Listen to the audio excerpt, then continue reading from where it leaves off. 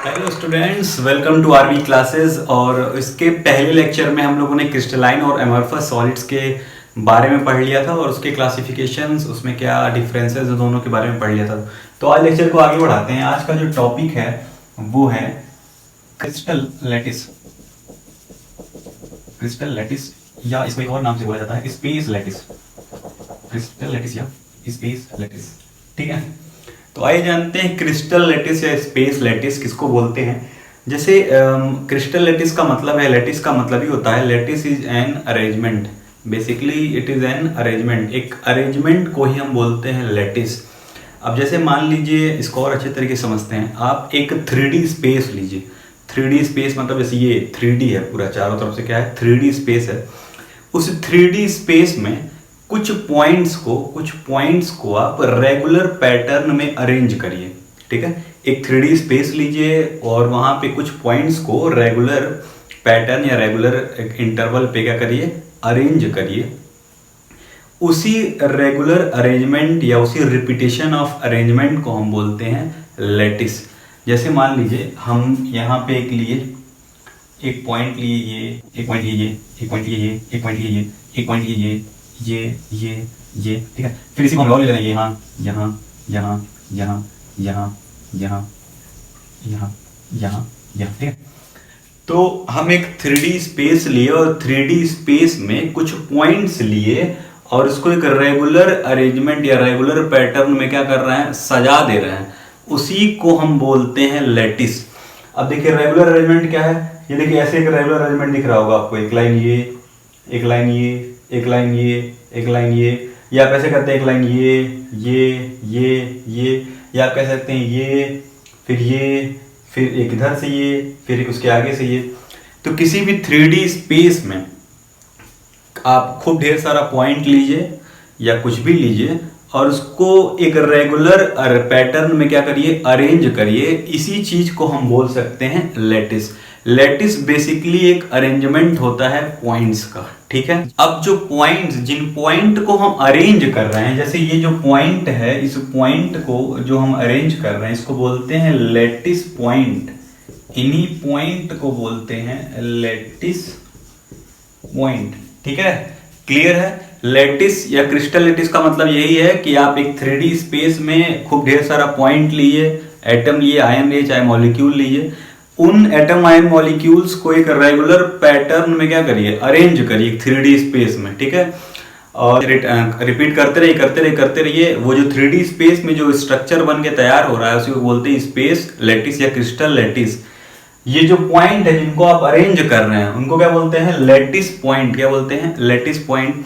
अब ये lattice point कुछ भी हो सकते हैं। हमारा जो क्रिस्टलाइन सॉलिड है वो किन चीजों से मिलकर बन सकता है, या वो एटम हो, चाहे वो आयन हो, क्या हो, या वो मॉलिक्यूल हो।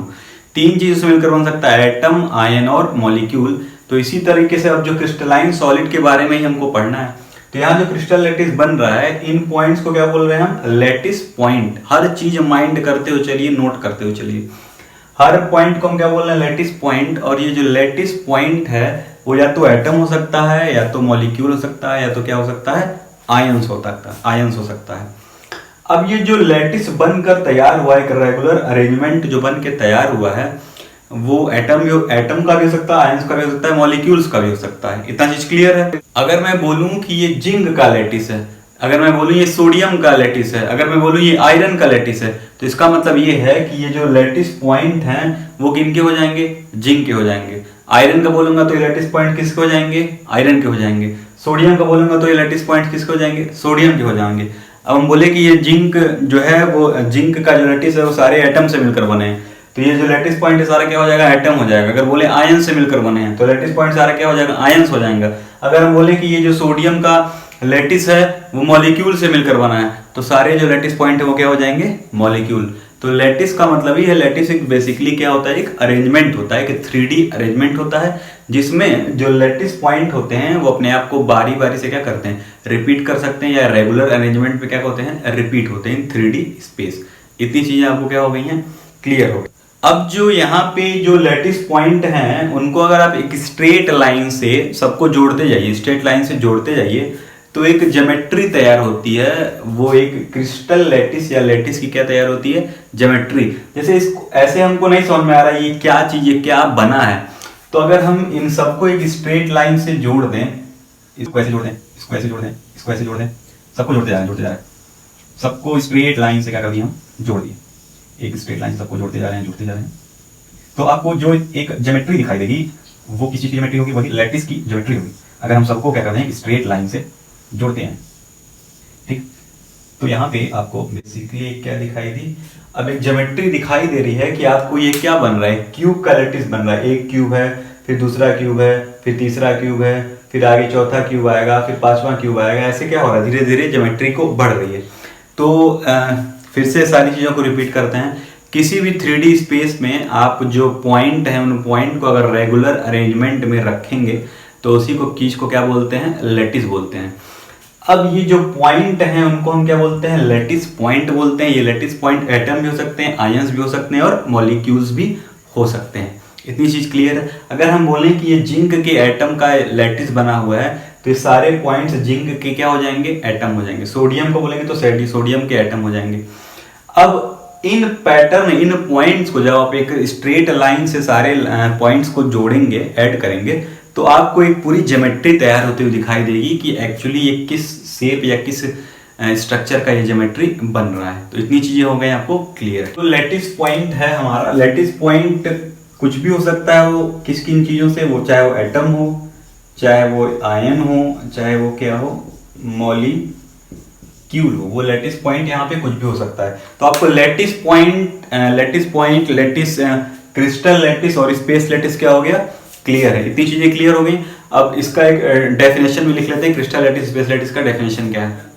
तो जो क्रिस्टल लैटिस या लैटिस की डेफिनेशन होती है वो ये होती है कि regular arrangement of points in 3D space is called lattice. मतलब किसी भी पॉइंट को 3D स्पेस में एक रेगुलर अरेंजमेंट करिए तो वो क्या बन जाता है, लैटिस बन जाता है, जो मतलब बता चुका हूं आपको। ठीक है। दूसरा पॉइंट है कि these points are called lattice point. जिस पॉइंट को आप मिला रहे थे, ये गोल गोल जो बना रहे थे, उसी पॉइंट को क्या बोलते हैं, lattice point. Represent the constituent particles, वो पार्टिकल्स को रिप्रेजेंट करता है। वो पार्टिकल्स कौन कौन से हो सकते हैं, इसको लिखिए, 3 हो सकते हैं खाली, एटम, आयन और मॉलिक्यूल। तीसरा पॉइंट है कि the geometry of the lattice is brought out by joining lattice point together by straight line. मतलब जो पॉइंट आप रेगुलर अरेंजमेंट हर जगह रिपीट कर करके लगा रहे थे, अब उसकी अगर ज्योमेट्री आपको पता करने की आखिर बन क्या रहा है, तो हर पॉइंट को आप एक स्ट्रेट लाइन से क्या कर दीजिए, जोड़िए, और आपको उसकी ज्योमेट्री क्या करने लगेगी, दिखाई देने लगेगी। तो यहाँ पे कॉन्सेप्ट पूरा क्लियर होता है क्रिस्टल लैटिस या और स्पेस लैटिस का। ठीक है। क्रिस्टल और स्पेस लैटिस का मतलब यही है कि एक रेगुलर अरेंजमेंट रहे पॉइंट्स का इन 3D स्पेस, इसी को बोलते हैं क्रिस्टल लैटिस या स्पेस लैटिस। जो पॉइंट है उनको बोलते हैं लैटिस पॉइंट्स। वो पॉइंट्स कौन कौन से हो सकते हैं, एटम, आयन और मॉलिक्यूल्स। ठीक है।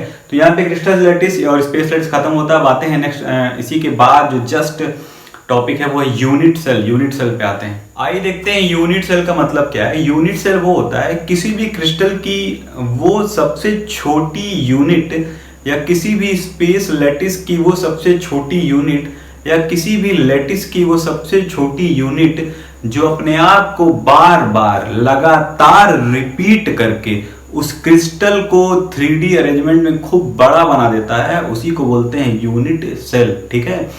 कोई स्पेस लैटिस या क्रिस्टल लैटिस खूब बड़ा बना हुआ है, तो उसमें से एक छोटा सा सेल, एक छोटा सा यूनिट जो वही बार बार अपने आप को रिपीट करते क्या बना देता है, एक बड़ा सा क्रिस्टल लैटिस या स्पेस लैटिस बना देता है, उसको बोलते हैं यूनिट सेल।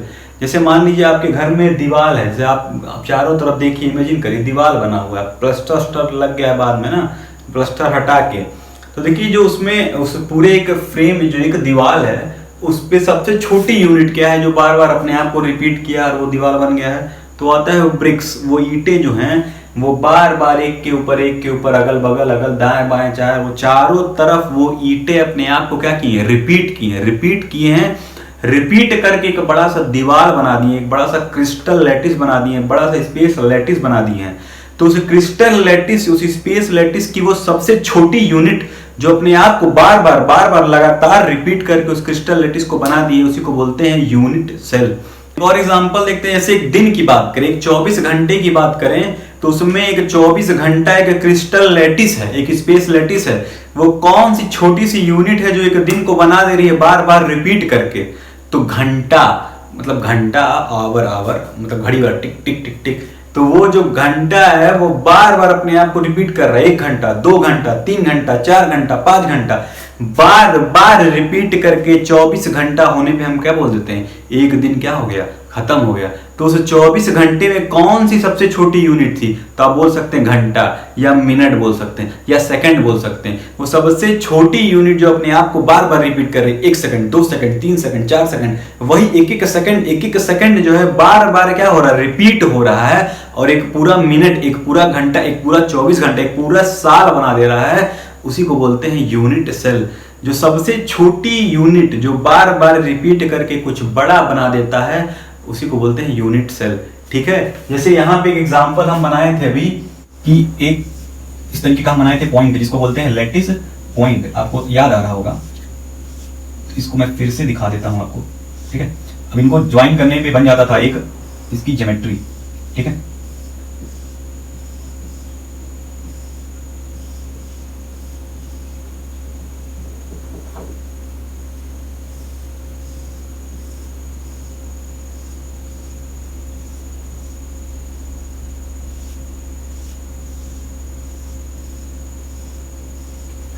ठीक है, तो ये आपको दिख रहा होगा कि एक क्रिस्टल लैटिस है। ये क्या है? कि स्पेस लैटिस है। अब इसमें से कौन सी ऐसी छोटी सी यूनिट है जो बार बार रिपीट कर रही है, और ये आगे भी होगा, पीछे भी होगा, इधर उधर पूरा होगा, तो पूरा व्हाइट बोर्ड पे बनाएंगे ना, 1 घंटा लग जाएगा इसी बनाने में। तो समझिए कि पूरा बना हुआ है, तो ऐसी कौन सी चीज है जो बार बार रिपीट कर रही है? तो हम कहें कि ये एक क्यूब आपको दिखाई दे रहा होगा, 1 क्यूब, 2 क्यूब, 3 क्यूब। अब ये एक क्यूब वो सबसे छोटी यूनिट है जो बार बार इधर उधर हर जगह क्या हो रही है? रिपीट हो रही है, और एक पूरा क्या बना दे रही है? Space lattice. तो इसे छोटे से क्यूब को क्या बोलेंगे? Unit cell. क्या बोलेंगे? Unit cell. वही एक सबसे छोटी यूनिट है जो बार बार क्या कर रही है? अपने आप को रिपीट कर रही है। तो इतने पे आप समझ गए होंगे कि यूनिट सेल का मतलब क्या होता है। ठीक है, यूनिट सेल का मतलब होता है किसी भी क्रिस्टल, किसी भी स्पेस लैटिस या किसी भी लैटिस में वो सबसे छोटी यूनिट जो बार बार अपने आप को रिपीट कर रही है, लगातार रिपीट कर रही है, 3 डायमेंशनल में रिपीट कर रही है, उसी को बोलते हैं यूनिट सेल। तो चीजें क्लियर होंगी कि यूनिट सेल का मतलब होता क्या है। अब एक चीज और ध्यान रखिए, ये बहुत ही इंपॉर्टेंट पॉइंट बोलने जा रहा हूं। एक लैटिस या एक स्पेस लैटिस वो जस्ट अपना फोटोकॉपी होता है यूनिट सेल का। मतलब क्रिस्टल लैटिस और यूनिट सेल दोनों एक दूसरे के क्या होते हैं? फोटोकॉपी होते हैं। बट क्रिस्टल लैटिस जो होता है बड़ा होता है, और यूनिट सेल क्या होता है? छोटा होता है। जैसे ये पूरा क्या है? ये पूरा एक क्रिस्टल लैटिस है। क्या है? Crystal lattice. अब इसको हम 2 ठो को मिटा दें तो अब क्या बन गया आपका? एक यूनिट सेल। ये क्या है? Unit cell. अब ये जो यूनिट सेल आपको दिखाई दे रहा है वो भी किसकी तरह दिखाई दे रहा है आपको? एक क्रिस्टल लैटिस की तरह ही है। बस क्रिस्टल लैटिस क्या था? बड़ा था, और यूनिट सेल क्या है? छोटा है।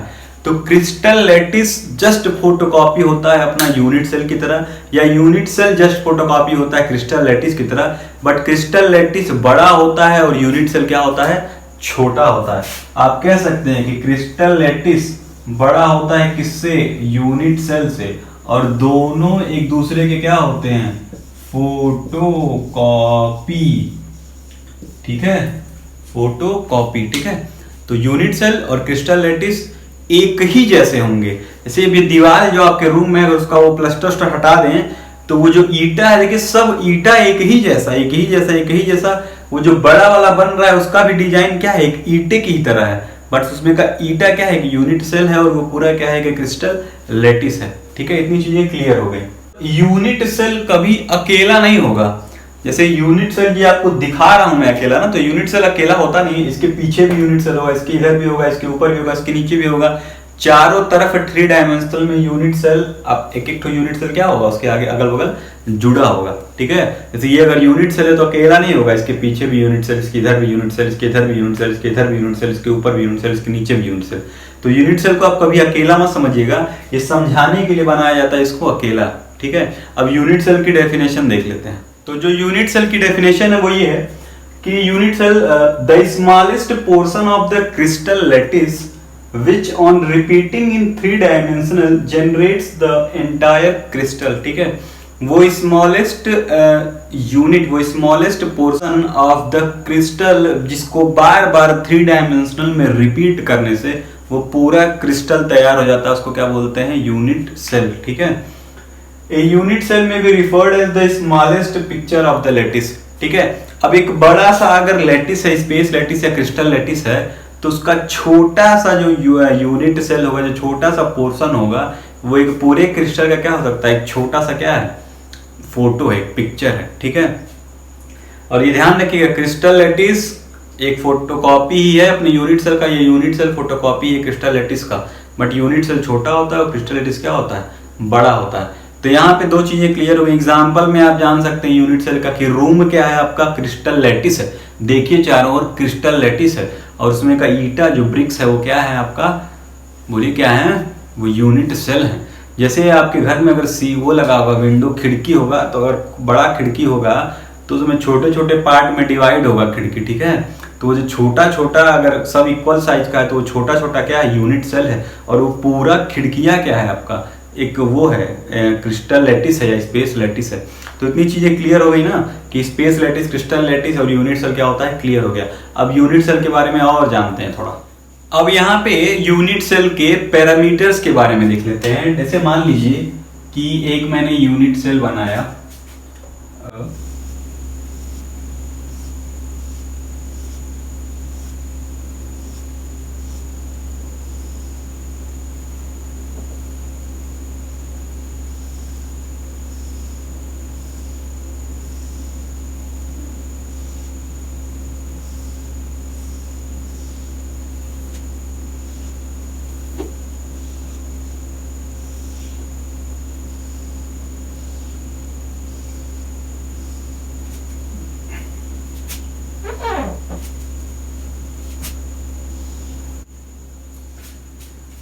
ठीक है, ये एक यूनिट सेल है। अब यूनिट सेल के कुछ पैरामीटर्स हैं। पैरामीटर्स मतलब उसमें देखना है उसका लेंथ, ब्रेथ, हाइट या लेंथ, विड्थ, हाइट। ठीक है, तो उसको देखते हैं। जैसे मान लीजिए हम इस क्रिस्टल को लेके चल रहे हैं, इस क्रिस्टल से ही हर चीज को स्टार्ट करें। ठीक है, तो आपको इस क्रिस्टल से एक ऊपर जाती हुई लाइन दिख रही है, इसको हम बोल देते हैं ए। क्या बोल देते हैं? ए। और इसको हम मान रहे हैं इसका हाइट। क्या मान रहे हैं? इसको हाइट। अब इस क्रिस्टल से इस स्पेस लैटिस, सॉरी, इस लैटिस पॉइंट से इस लैटिस पॉइंट से इस लैटिस पॉइंट को हम मान लेते हैं B और इसको मान ले रहे हैं इसका लेंथ। क्या मान ले रहे हैं? इसका लेंथ। और इस लैटिस पॉइंट से इस लैटिस पॉइंट को हम मान ले रहे हैं C और इसको मान लिए हैं इसका विड्थ। ठीक है, तो ये बता रहा है इसका हाइट, ये बता रहा है इसका लेंथ और ये बता रहा है इसका विड्थ। ठीक है, क्लियर है। अब आपको एक चीज दिख रहा होगा कि यहां पे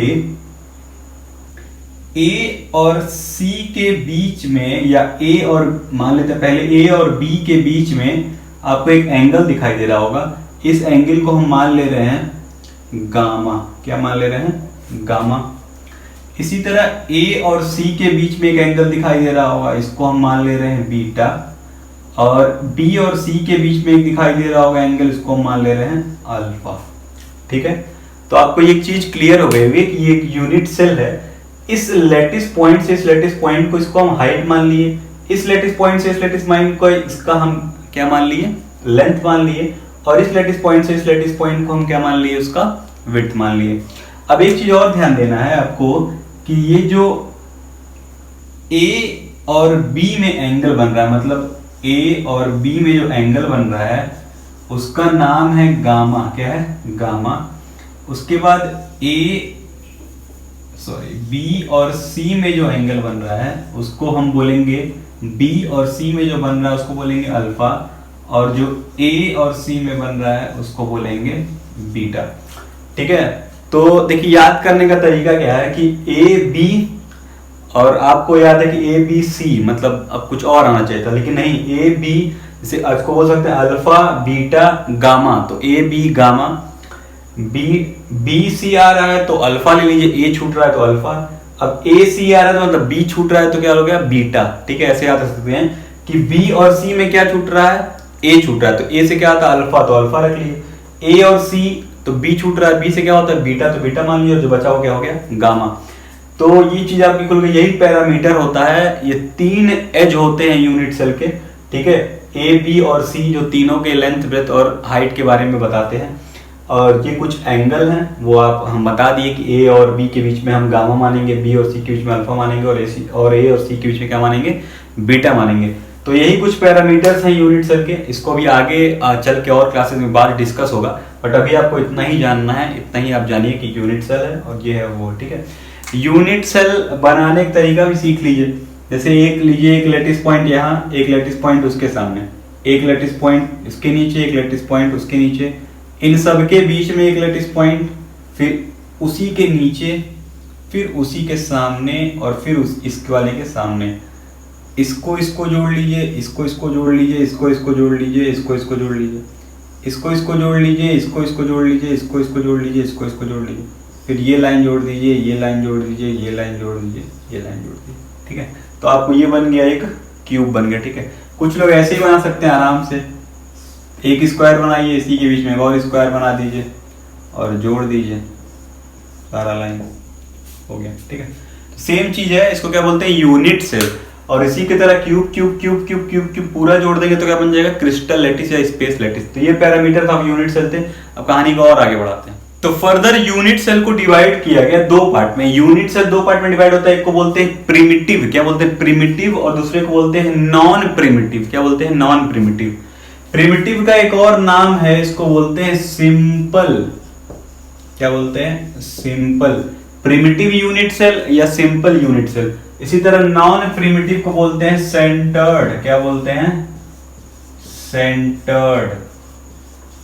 सेंटर्ड यूनिट सेल, ठीक है। तो प्रिमिटिव यूनिट सेल या simple unit cell, non primitive और सेंटर्ड यूनिट सेल। अब नॉन प्रिमिटिव को भी 3 पार्ट में डिवाइड किया गया, एक को बोलते हैं face centred, body centred, and centred, ठीक है, या एंड सेंटर्ड।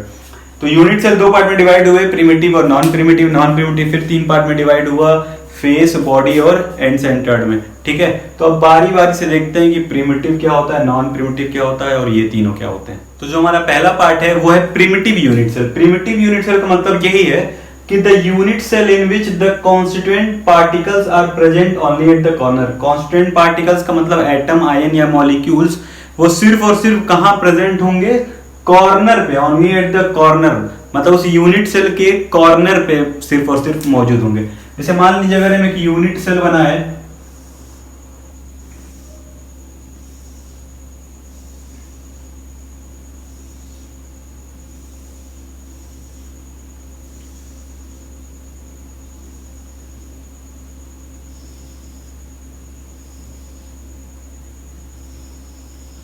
ठीक है, ये मान लेते हैं कि यूनिट सेल है।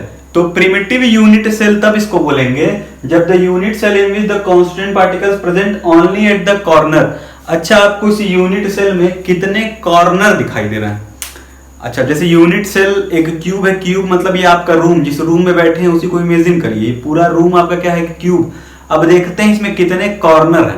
अब देखिए, एक कॉर्नर जो मेरे ऊपर, आपके ऊपर एक कोने में दिख रहा होगा एक कॉर्नर, वो 1 2 कॉर्नर, एक उसी के सीधे उधर 3, एक उसके सीधे 4, ऊपर 4 कॉर्नर, फिर नीचे 5 6 7 और 8। तो एक क्यूब के अंदर कितने कॉर्नर होते हैं, 8। तो देखिए 8 कॉर्नर, 1 2 3 4 5 6 7 और 8।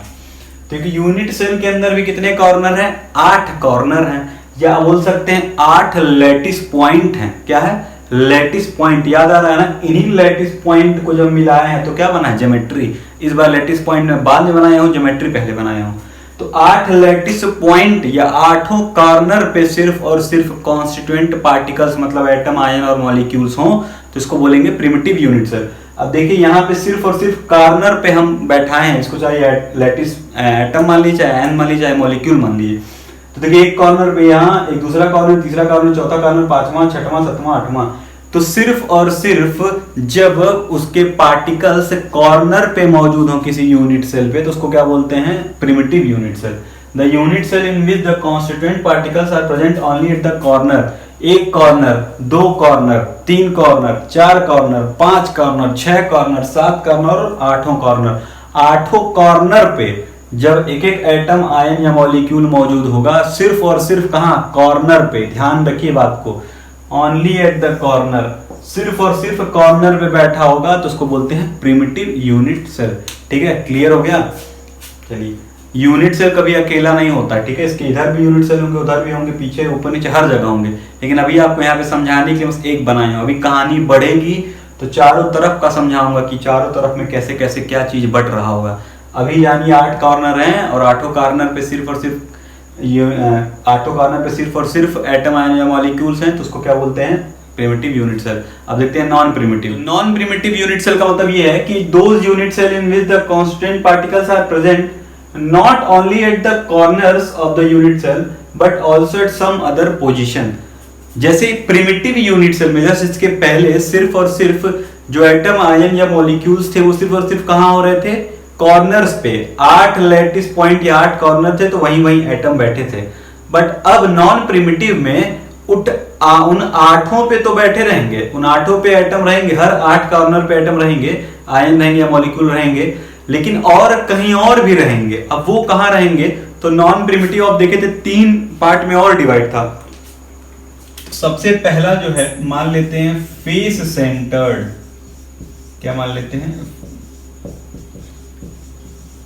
Face centred unit cell. ठीक है, अब फेस सेंटर्ड यूनिट सेल का मतलब क्या होता है, देखिए पहले तो जानिए एक क्यूब के फेस कितने होते हैं। फेस कहने का मतलब है कि जैसे आपका ये रूम है, जो भी रूम बैठे हैं उसका एक दीवार तो एक फेस, ये दूसरा फेस, दूसरा दीवार, फिर नीचे तीसरा फेस, ऊपर चौथा फेस, फिर ये पीछे पांचवा फेस और सामने छठवां फेस। ठीक है, तो 6 फेस होते हैं एक क्यूब के। आपके रूम में ऊपर नीचे, ऊपर एक फेस पूरा, सॉरी ऊपर ही है, ऊपर पूरा एक फेस, नीचे पूरा एक फेस, 2 फेस हुआ, लेफ्ट 3, राइट 4, पीछे 5 और सामने 6, तो 6 फेस होते हैं। तो अगर हम एक यूनिट सेल बनाएं, 1 2 3 4 5 6 7 और 8, आठों को क्या कर दिए हम, स्ट्रेट लाइन से जोड़ दिए, तो इसकी बन गई जियोमेट्री, ये बन गया आपका यूनिट सेल। ठीक है, अभी जो ये यूनिट सेल है वो प्रिमिटिव यूनिट सेल है, क्योंकि सिर्फ और सिर्फ ये जो एटम, आयन या मॉलिक्यूल्स बैठे हैं सिर्फ और सिर्फ कहां बैठे हैं, कॉर्नर्स पे बैठे हैं। ठीक है, हर कॉर्नर पे 8 कॉर्नर होते हैं, आठों पे बैठे हैं। अब नॉन प्रिमिटिव पढ़ना। नॉन प्रिमिटिव में कह रहा है कि not only at the corner of the unit cell but also at some other position, मतलब इस पे कॉर्नर्स पे तो होंगे बट कहीं और भी किसी पोजीशन पे होंगे। तो नॉन प्रिमिटिव में पहला पार्ट आता है face centred unit cell. Face centred कहने का मतलब ये है कि 8 कॉर्नर प्लस उनके फेसेस पे भी बैठे होंगे। अब वो कितने फेस होते हैं क्यूब के, आप देखें 6 फेस। तो मान लेते हैं ये वाला जो है वो ऊपर वाला है, तो मान लेते हैं ऊपर फेस पे एक बैठा हुआ है। ठीक है, ये है नीचे वाले फेस पे एक बैठा हुआ है, हो गया 2। ये मान लेते हैं लेफ्ट वाला, तो हो गया 3। ये मान लेते हैं राइट वाला, तो हो गया है 4। तो देखिए ऊपर नीचे लेफ्ट और राइट हो गया। अब मानते हैं इसके पीछे वाला, तो पीछे वाले को हम थोड़ा डॉटेड बनाते हैं। 3D नहीं बन पाया है ना, ये 3D नहीं बन पाया। ये हो गया 5वां, और फिर आ गया सामने वाला, तो इसको भी डॉटेड बना देते हैं। ठीक है, तो ये मत सोचिएगा ये एक ही फेस पे 3 ठो आ गए, ऐसा नहीं है। ये एक बार मान रहे हैं इन पूरे को ऊपर, इन पूरे को नीचे प्लेन को, तो 2 फेज, एक इधर 3 फेज, एक इधर 4 फेज, एक इधर पीछे 5 और एक सामने जो मेरे आएगा वो ये वाला 6 फेज। ठीक है, तो ये चीज आपको क्लियर हो गई। एक क्यूब में कितने फेज होंगे, 6 फेज होंगे। जब 8 कॉर्नरों पे बैठा हो और 6 फेज पे भी एक एटम, आयन या मॉलिक्यूल हो, तो वो क्या बोलते हैं, face centred unit cell. Face centred unit cell, अभी डेफिनेशन यहां लिख दे रहा है। फेस सेंटर्ड का मतलब ये है कि particles are present not only at the corner but also at the centre of each face of unit cell. हर एक फेस पर भी होना चाहिए एक यूनिट, मतलब यूनिट सेल के हर एक फेस पे भी होना चाहिए उसके कांस्टेंट पार्टिकल्स, मतलब। ठीक है, तो आपको अब यहीं से इमेजिनेशन आपकी शुरू हो गई है कि अपने रूम में आप सोचिए आपके रूम में कितने कॉर्नर है, 8 हैं, 2 नीचे, 2 उसके सामने 4, फिर 5 6 7 8। फेस कितने, तो हर एक दीवार जो है वो क्या है, फेस 1 2 3 4, नीचे 5 और ऊपर 6, 6 फेज है। हर 6 फेज पर भी एक गोला बैठा हुआ है, एक एटम बैठा हुआ है, बड़ा सा एटम बैठा हुआ है, ठीक है। और हर ये जो एटम बना रहे हैं ना, इनके बीच में हम दिखा रहे हैं लाइन, उनके बीच में लाइन नहीं होता है, ठीक है। वो सब सटे होते हैं, 2 गोला, फिर नीचे 3, फिर 4, फिर 5 6, फिर सब सटे होंगे। तो प्रिमिटिव का मतलब है सिर्फ और सिर्फ कॉर्नर पे, नॉन प्रिमिटिव का मतलब कॉर्नर के अलावा कहीं और भी होंगे। अब नॉन प्रिमिटिव डिवाइड है, पहला क्या है, फेस सेंटर्ड। फेस सेंटर्ड मतलब 8 कॉर्नर प्लस 6 फेज पर भी क्या होंगे, एटम आयन या मॉलिक्यूल्स बैठे होंगे। तो चीजें अब क्लियर हो गया है, इधर कुछ डायग्राम चल रहा होगा, आप इधर भी देखते रहिएगा, ठीक है। तो सब चीज क्लियर है। अब देखते हैं नेक्स्ट है बॉडी सेंटर्ड। नॉन प्रिमिटिव में जो दूसरा आता है वो होता है बॉडी सेंटर्ड। फेस सेंटर्ड हो गया, बॉडी सेंटर्ड। बॉडी सेंटर्ड कहने का मतलब है कि आपके रूम जो है वो एक पूरा बॉडी है, उसके बीच में बॉडी के सेंटर में आप रख दिए सिर्फ एक ठो एटम आयन या मॉलिक्यूल्स को बोलते हैं बॉडी सेंटर्ड। और 8 कॉर्नर पे तो होना ही होना चाहिए। तो particles are present not only at the corner but also at the centre of the unit cell. मतलब एक यूनिट सेल के सिर्फ और सिर्फ एक सेंटर में भी एक चीज मौजूद रहेगा, तो उसको बोलते हैं बॉडी सेंटर्ड। तो मान लीजिए ये आपका एक यूनिट सेल है, 8 कॉर्नर पे लैटाइस पॉइंट बैठे हुए हैं, एटम आए हैं, मॉलिक्यूल्स बैठे हुए हैं। अब इनके बीचों बीच एक पूरे यूनिट सेल के आपके कमरे के बीचों बीच एक ठो ला के क्या कर दिया गया है, एक कॉन्स्टिट्यूएंट पार्टिकल्स मतलब एटम आयन या मॉलिक्यूल रख दिया गया है, तो उसको बोलते हैं बॉडी सेंटर्ड यूनिट सेल। तो एक यूनिट सेल के अंदर कितने बॉडी सेंटर्ड होंगे, सिर्फ एक कमरे के अंदर सिर्फ और सिर्फ एक बीच में रखाएगा, ठीक है। और फेस कितने होते हैं, 6 फेस होते हैं। तो बॉडी सेंटर्ड का मतलब यह है कि हर 8 कॉर्नर प्लस एक बॉडी सेंटर्ड पे भी रहेगा, तो ये होता है बॉडी सेंटर्ड। नेक्स्ट आता है एंड सेंटर्ड। एंड सेंटर्ड को देखते हैं। तीसरा जो हमारा लास्ट है वो है एंड सेंटर्ड या end centred unit cell. End centred unit cell का मतलब क्या है, particles are present not only at the corner but also at the centre of 2 opposite faces. मतलब पार्टिकल्स कॉर्नर पे तो रहेंगे, 8 कॉर्नर पे रहेंगे, प्लस किसी 2 अपोजिट फेस पे रहेंगे। जैसे एक यूनिट सेल बना हुआ है, 8 कॉर्नर पे पहले से हैं, अब 2 जगह 2 अपोजिट फेस पे कहीं और, अगर हम मान लेते हैं, पहले मार्कर देख लेते हैं, हाँ। तो मान लीजिए एक हम ऊपर मान लीजिए, एक छत पे मान लीजिए, एक फेज पे हम मान लीजिए कि छत पे है, क्या कौन है, पार्टिकल्स। तो एक छत पे है तो एक इसके अपोजिट नीचे होगा, कहां होगा, नीचे। सिर्फ 2 ही अपोजिट फेस पे, इसको बोलते हैं and centred. Particles eight the corner plus 2 opposite faces. तो 8 प्लस 9 और 10, ठीक है। अगर आपको यहां नहीं मानना है तो आप 2 अपोजिट फेस इधर मान लीजिए, लेफ्ट, तो दूसरा कहां होगा, दूसरे वाले पे, चाहे ऊपर तो नीचे, या तो दाएं तो बाएं, पीछे तो या तो आगे, ठीक है। इसको बोलते हैं एंड सेंटर्ड। अब देखिए एंड सेंटर्ड हो गया, ये भी हो गया। एक और आता है, इसको बोलते हैं एज सेंटर्ड। क्या बोलते हैं, एज सेंटर्ड। आपके कोर्स में वो है, मतलब आगे आएगा, उसको बहुत ज्यादा नहीं जानना, लेकिन बताना मेरा काम है आपको बताना, तो आप जान लीजिए कि एज सेंटर्ड भी क्या होता है। आप 3 जान गए, होता है FCC face centred cubic unit cell, BCC body centred cubic unit cell, एक होता है ECC end centred cubic unit cell. अब आएगा edge centred cubic unit cell, ठीक है। तो एज सेंटर्ड को देख लेते हैं तुरंत, क्या होता है एज। तो एज सेंटर्ड का मतलब होता है कि particles are present not only at the corner plus at the edge. Edge का मतलब क्या है, जो लाइन आपको 2 कॉर्नर्स को जोड़ रही है, ठीक है। 2 लैटिस पॉइंट को जो 2 लाइन जोड़ रही है, इमेजिनरी लाइन जो हम बना रहे हैं, उसी को बोलते हैं एज। जैसे यहाँ पे कितना एज है, तो देखिए एक लाइन ये जोड़ी, एक एज, ये 2 एज, ये 3 एज, ये 4 एज, ये 5 एज, ये 6 एज, ये 7 8 9 10 11 और 12। तो कितनी एज होती है, 12 एज होती है। नीचे देखिए 1 होगा, फिर उधर होगा 2, फिर उधर होगा 3, फिर उधर होगा 4 हो गए, ये होगा 5, ये होगा 6, वो होगा 7, वो होगा 8 हो गए, फिर 9, फिर 10, फिर 11, फिर 12।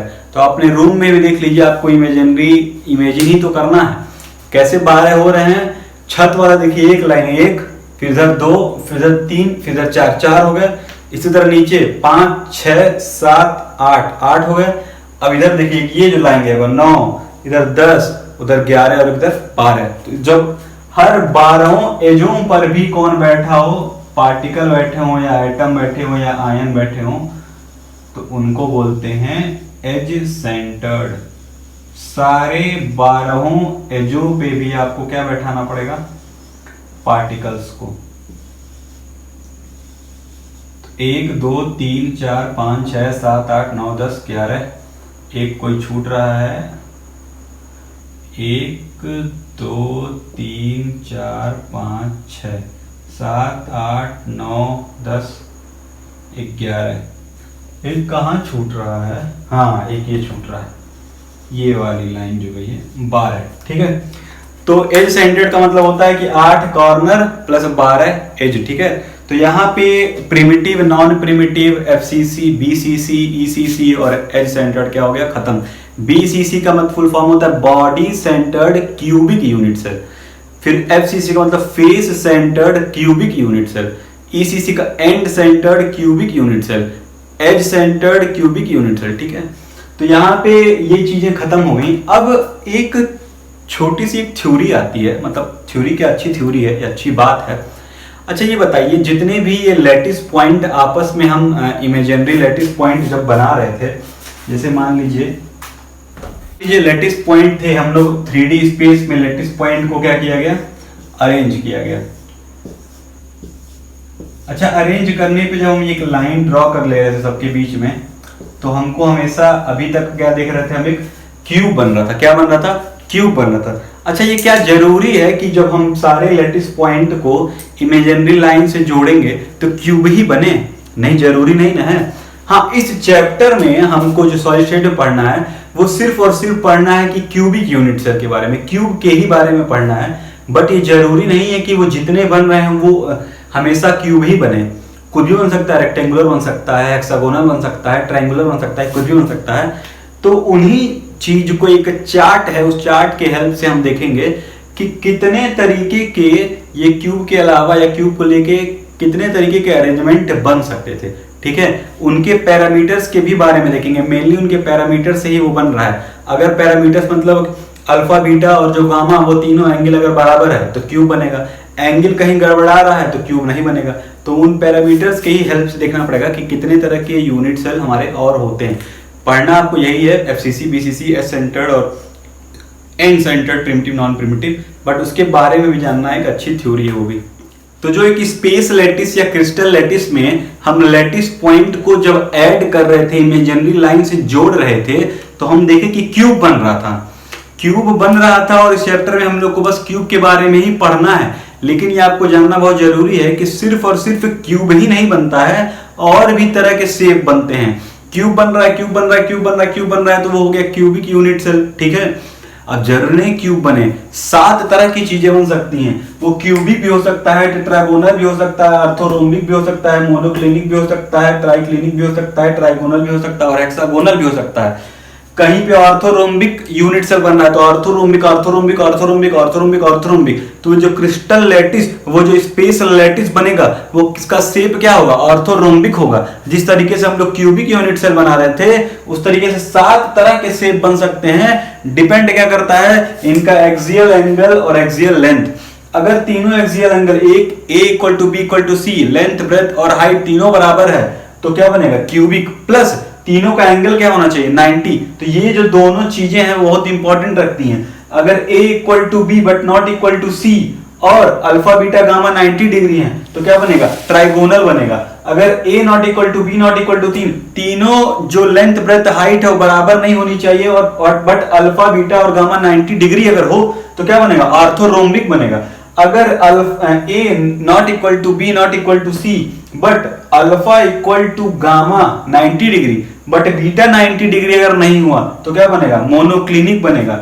अगर A not equal to B not equal to C और अल्फा, बीटा और गामा B 90 डिग्री के अगर बराबर नहीं है तो क्या बनेगा? ट्राइक्लिनिक बनेगा। अगर ट्राइगोनल बनाना है तो a equal to B equal to C, मतलब लेंथ ब्रेथ हाइट बराबर होनी चाहिए, और अल्फा बीटा और गामा तीनों बराबर होंगे, बट 90 डिग्री नहीं होंगे। तीनों बराबर होंगे, 45 हो सकते हैं, 45 हो सकते हैं, 45, लेकिन 90 डिग्री नहीं होंगे। तो क्या बनेगा ट्राइगोनल। हेक्सागोनल का बनेगा जब a equal to B but not equal to C, और a alpha equal to beta 90 degree but gamma होगा 120, तो क्या बनेगा हेक्सागोनल बनेगा। तो ठीक है, 7 तरह के लैटिस बन सकते हैं, 7 तरह के क्रिस्टल लैटिस बन सकते हैं। ठीक है, अगर कोई हेक्सागोनल है तो हेक्सागोनल यूनिट सेल अपने बार बार हेक्सागोनल शेप को रिपीट करेगा तो क्रिस्टल लैटिस बनेगा, स्पेस लैटिस बनेगा। बट पढ़ना क्या है आपको, क्यूबिक यूनिट सेल। कई लोग खुश हो रहे हैं, कर रहे हैं पढ़ना क्यूबिक है तो कहीं सुने बकवास, सुनिए, सुनना जरूरी है आपका। ठीक है, एक साइंटिस्ट थे, ब्रेविस लैटिस नाम था उनका, ब्रेविस लैटिस नाम था। तो ब्रेविस लैटिस ने ही इस चीज को नोटिस किया। क्या नोटिस किया कि हम क्यूबिक यूनिट सेल पढ़ रहे हैं, तो क्यूबिक यूनिट सेल में भी 4 पार्ट हैं। या तो सिंपल हो सकता है, मतलब प्रिमिटिव यूनिट सेल, या तो नॉन प्रिमिटिव में फेस सेंटर्ड, बॉडी सेंटर्ड और एंड सेंटर्ड, मतलब 4 तरीके के हैं आपके क्यूबिक यूनिट सेल। तो इसी तरीके से जरूरी नहीं कि क्यूब में अगर 4 तरह का यूनिट सेल हम पढ़े हैं जो जस्ट इसके पहले, वो सब में हो, किसी में 2 ही है, किसी में 1 ही है, किसी में सिर्फ बीसीसी है, किसी में एफसीसी है। तो इस तरीके से ब्रेविस लैटिस ने बताया 14 तरह के लैटिस सिस्टम बन सकते हैं, 14 तरह के स्पेस लैटिस बन सकते हैं सिर्फ इन्हीं 7 क्रिस्टल सिस्टम से। ठीक है, 7 हैं, बट क्यूबिक का कितना हम पढ़े, एक सिंपल, एक मतलब primitive, non primitive, FCC, BCC और ईसीसी। ठीक है, तो 4 तरीके के उसमें पढ़े हैं, किसी में 2 तरह का पढ़ना होगा, बीसीसी, किसी में एफसीसी। तो टोटल मिला के उन सबको 14 तरह के लैटिस सिस्टम बनते हैं जो ब्रेविस लैटिस ने ही दिया था। ठीक, कौन दिया था, Brevis lattice, BRAVAIS, Brevis lattice. तो यहाँ पे ये लेक्चर यहीं पे खत्म होता है। ठीक है, तो आप लोगों ने आज जाना space lattice, crystal lattice, unit cell, उसके बाद यूनिट सेल में primitive, non primitive, FCC, BCC, ECC और एक एज सेंटर्ड। उसके बाद ब्रेविस लैटिस ने क्या बताया, 14 तरह के लैटिस सिस्टम हो सकते हैं। कितने तरीके के, 14 तरह के लैटिस सिस्टम सिर्फ 7 तरह के क्रिस्टल से, 7 तरह के यूनिट सेल से 14 तरह के स्पेस लैटिस बन सकते हैं। तो इतनी चीजें आपको क्लियर होंगी। नेक्स्ट लेक्चर में यूनिट सेल के ही बारे में और हम लोग जानेंगे। अब धीरे धीरे अपना इमेजिनेशन पावर और बढ़ाते रहिए। ठीक है, चैनल को शेयर करिए, सब्सक्राइब करिए, लाइक करिए, कमेंट करिए। तब तक के लिए आप पढ़ते रहिए, खाते रहिए, मस्ती करते रहिए, और ऑल द बेस्ट।